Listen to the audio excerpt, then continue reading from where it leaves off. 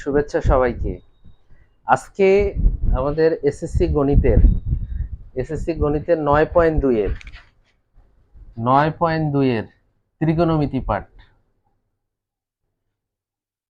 ত্রিকোণমিতি, হ্যাঁ, কি মিতি? আমরা কথা বলতেছি কত? 37, তাই না? আচ্ছা, গণিত কি? গণিত 10। আচ্ছা, আজকে আমরা করব কত নাম্বার? 25 নাম্বার। 25 নাম্বার ত্রিকোণমিতিটা আমরা করব।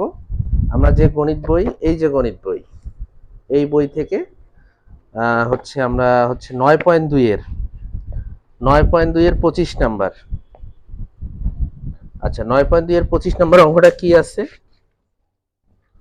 আচ্ছা, 9.2 এর 25 নাম্বার অঙ্কটা আছে, সমাধান করতে বলছে।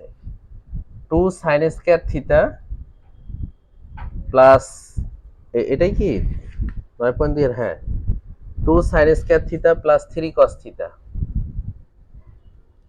3 cos থিটা মাইনাস 3 ইকুয়াল হচ্ছে 0। এখানে বলেছে যে থিটাটা হলো সূক্ষ্মকোণ। থিটা সূক্ষ্মকোণ মানে 90 ডিগ্রি থেকে ছোট কোণকেই, 90 ডিগ্রি থেকে ছোটটাই হবে যে সূক্ষ্মকোণ। 0 ডিগ্রি থেকে বড়, 90 ডিগ্রি থেকে ছোট। তো ঠিক আছে, এইটাকে আমরা সমাধান করব। সেজন্য আমাদের কি করতে হবে? এখানে 2, এখানে এটা sin স্কয়ার থিটা cos। আমরা যে কোনো এই sin স্কয়ারের পরিবর্তে আমরা একটা সূত্র জানি যে sin স্কয়ার থিটা সমান সমান 1 মাইনাস cos স্কয়ার থিটা। এটা একটা সূত্র, তোমরা তো এটা জানো এই সূত্র, তাই না? হ্যাঁ, sin square theta equal 1 minus cos square theta. তাহলে এই sin স্কয়ার থিটাকে আমি ভাঙতে পারি 1 মাইনাস cos স্কয়ার থিটা, আর এখানে যা আছে তাই থাকলো, -3 ইকুয়াল 0 থাকলো। আচ্ছা, বা এবার আমি এটা গুণ করে দিই। 2 আর 1 গুণ করলে 2 হয়, বিয়োগ 2 দিয়ে cos স্কয়ার থিটাকে গুণ দিলে 2 cos স্কয়ার থিটা হয়, প্লাস যা আছে তাই, বিয়োগ হলো 3 ইকুয়াল 0। ওকে, এখন এখানে সংখ্যা শুধু আছে 2 এবং 3। এটা বিয়োগ করলে কত হয়? -1 হয়। কারণটা হচ্ছে যে এই যে 2 এর থেকে 3 বিয়োগ করলে কি হয়? -1 হয়। আসলে ছোট সামনে, এই কারণে -1 হয়। ওকে, -1 দিয়েছি। তাহলে এখানে থাকে -2 cos square theta plus 3 cos theta equal হচ্ছে 0। আমরা প্রতিনিয়ত ভিডিও করে থাকি বিভিন্ন বিষয়, বিভিন্ন সাধারণ জ্ঞানের বিষয়, গণিত বিষয়, কিন্তু এখন থেকে প্ল্যান করেছি যে এখন থেকে কন্টিনিউ আমরা একাডেমিক ভিডিওগুলো শেয়ার করবো ইনশাআল্লাহ। তো এটা হয়ে গেল। এখন এখানে একটা প্রবলেম দাঁড়াইছে যে সামনে একটা মাইনাস চিহ্ন আছে। ফাইন, বুঝতে পারছো? এই মাইনাসকে অ্যাভয়েড করার জন্য আমরা উভয় পক্ষকে -1 দ্বারা গুণ করব। কি দ্বারা? -1 দ্বারা। ঠিক আছে, তাহলে -1 দ্বারা গুণ করলে কি হয়? মাইনাসে মাইনাসে প্লাস হয়ে যায়। তাহলে এখানে মাইনাস থাকলে প্লাস হবে। তাহলে 2 cos স্কয়ার থিটা, তাহলে প্লাসে মাইনাসে কি হবে? মাইনাস হবে। তাহলে ইকুয়াল হচ্ছে 0। এখানে লিখে দিব উভয় পক্ষকে -1 দ্বারা গুণ করে। উভয় পক্ষকে -1 দ্বারা গুণ করে। আচ্ছা, কেন গুণ করেছি? ওই মাইনাসটাকে রিমুভ করার জন্য। ঠিক আছে, মাইনাসটাকে রিমুভ করার জন্য। তো এখানে একটু সাজায় লিখি, 2 cos square theta minus 3 cos theta, এই প্লাস 1টাকে শেষে লিখলাম, ইকুয়াল 0। আচ্ছা, কি করেছি? এই যে 2 cos স্কয়ার থিটা এখানে থাকলো, -3 cos থিটা এখানে, এটা নিয়ে আসলাম, আর এই প্লাস 1টাকে শেষে লিখলাম, 0 0 আছে। এখন আমরা এটাকে কিন্তু মিডিল টার্ম করতে পারি। তো এটা মিডিল টার্ম করার সহজ উপায়, প্রথমেরটা শেষেরটা গুণ করলে 2টা হয়। তাহলে 2 আছে, মাঝখানে 3 আছে। তাহলে 3 থাকলে কি করতে হবে? 2টা cos থিটা বিয়োগ আরেকটা cos থিটা, মানে 2টা cos থিটা আর একটা cos থিটা মিলে 3টা cos থিটা হয়, প্লাস 1 ইকুয়াল 0। আচ্ছা, তাহলে মিডল টার্মটা হয়ে গেল আমাদের। এখানে 2টা আর একে 3টা হয়ে যায়। বা আচ্ছা, এখানে আমি 2 cos থিটাটা কমন নিতে পারি। তাহলে 2 cos থিটা কমন নিলে একটা cos থিটা থাকে, বিয়োগ, তাহলে 2 cos থিটা, এখানে 2 cos থিটা কমন নিয়েছি, তাহলে কি থাকে? 1 থাকে। আর এখানে 1 যদি কমন নেই, -1 কমন নেই, তাহলে cos থিটা, সামনে মাইনাস কমন নিলে ভিতরের চিহ্নটা কি হয়ে যায়? পরিবর্তন হয়ে যায়। তাহলে আমাদের 2টা কমন নেই, ঠিক আছে, 2টা কমন নেই, একই আসা মানে ঠিক আছে। এখন আমরা যে কাজটা করব, 2টা কমন থেকে একটা নিব।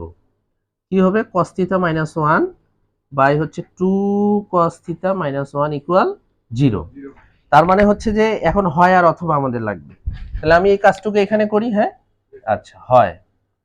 তাহলে কি হয়?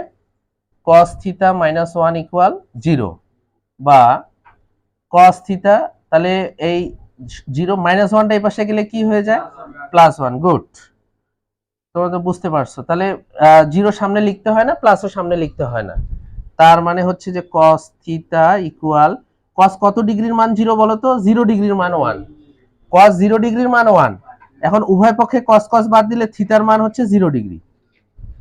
থিটার মান 0 ডিগ্রি। এটা কিন্তু এই যে cos থিটার মান 1 বের হলো।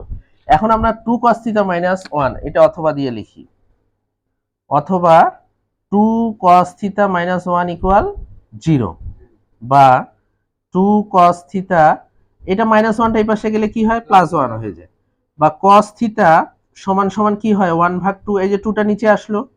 বা cos থিটা, এখন cos কত ডিগ্রির মান হাফ বলো তো? cos হচ্ছে যে 60 ডিগ্রির মান হলো হাফ। cos 60 ডিগ্রির মান হচ্ছে হাফ। আচ্ছা, এবার আমরা উভয় পক্ষে cos cos বাদ দিলে কি হয়? 60 ডিগ্রি। হ্যাঁ, এখন আমাদেরকে বলছে থিটার মানটা হলো সূক্ষ্মকোণ, অর্থাৎ 90 ডিগ্রি থেকে 0 ডিগ্রি থেকে বড় এবং 90 ডিগ্রি থেকে ছোট কোণকে হচ্ছে সূক্ষ্মকোণ বলে।